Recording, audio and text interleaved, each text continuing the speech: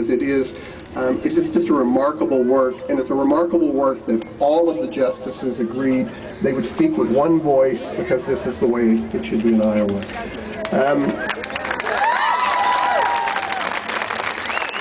So I'll just make two comments about the decision itself. The first thing I'll say is that the court begins the opinion by talking about the proud history that Iowa has in being a state that has always led the way on civil rights advances, including from the very first reported case when Iowa was still a territory that coincidentally was handed down when the court met in this building. And so it is, you know, as they said earlier, it's a great place to be doing this because there is a specialty about this location in the history of Iowa civil rights law. But Iowa has long been on the forefront of denouncing desegregation, racism, misogyny, and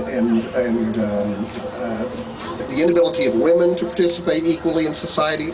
They've led the way sometimes almost a century before the other states and the federal government has woken up and decided to do the right thing. So you do have a proud tradition, and the court talks about this